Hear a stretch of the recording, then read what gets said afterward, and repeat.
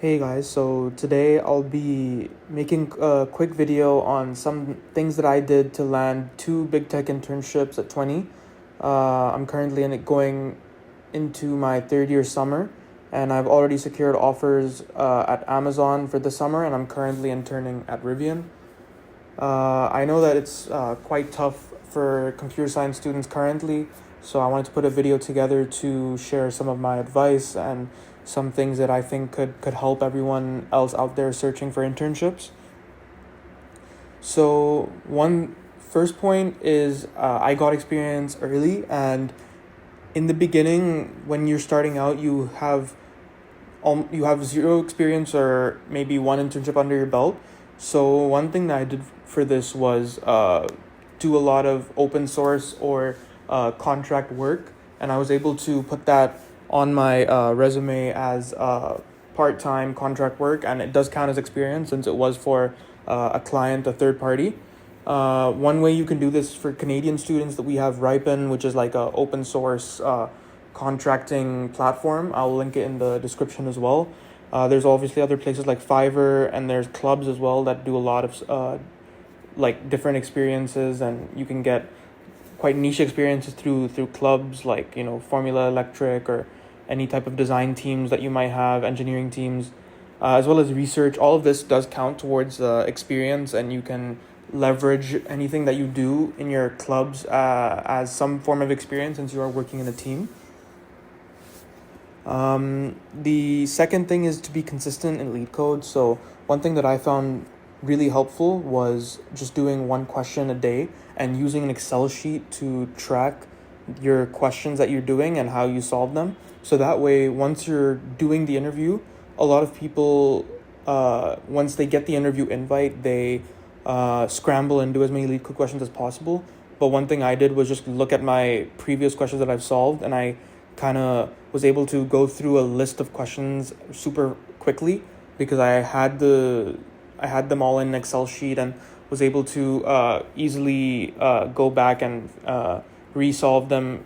So I definitely recommend being consistent rather than just scrambling in the last week or two before your interview to just solve as many questions as possible. Although that can work, this is a lot more of an efficient way to do it. The third point is to understand how to optimize your resume.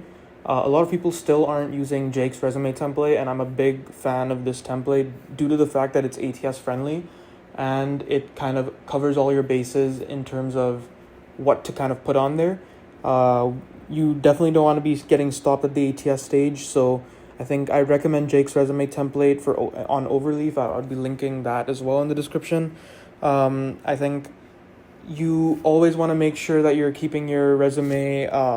One thing I would probably put here is in a subtask is just keep it one line for each experience, for each point. That way you can maximize the number of bullet points that you have. That way you're not doing two lines for one bullet point.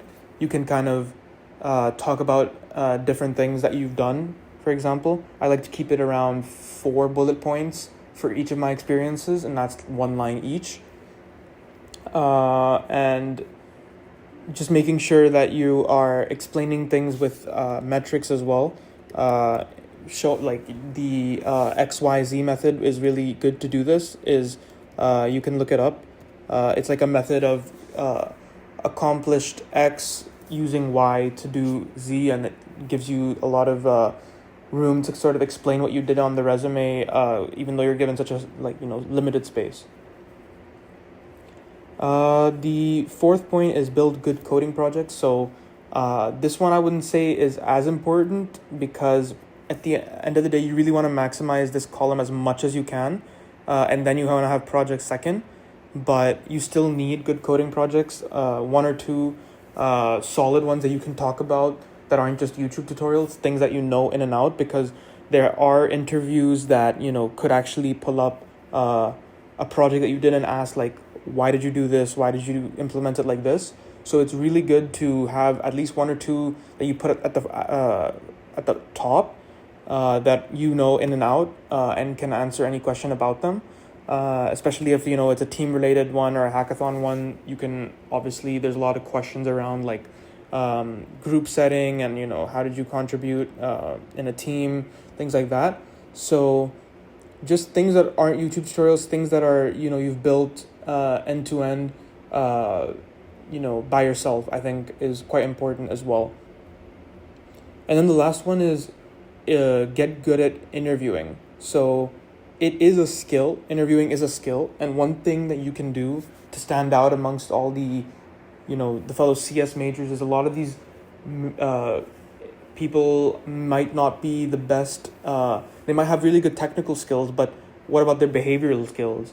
That's one way that you can really shine in the interview, is if you are able to build a connection with your interviewer, and with that connection showcase that a lot in the technical side as well, because they're not going to just hire someone who's really good at just the behavioral points, but kind of knowing what to study. So for example, with Amazon, I spend a lot of time looking at their leadership principles and studying the STAR method, because that's something that they've outlined in their recruiting process that they really do care about. They really care about your leadership principles and how you're answering the question. So I made sure to really focus in on that and actually bring it up in my interview, that like I've kind of I showed that I studied these principles as well. But this can just apply to any other interview. There's most interviews usually ask about behavioral questions. So the best way to do this is to keep reading aloud, practice answers such as like, tell me about yourself, explain a time that you were in a conflict, various, basic behavioral questions, and just practice saying them aloud with a story.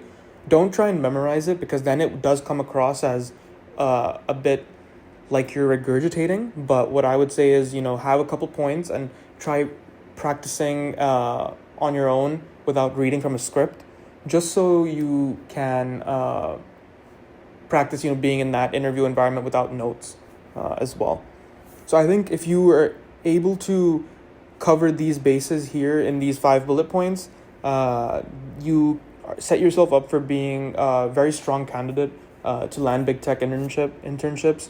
And yeah, if any of you guys have any questions, please leave them in the comments. That's all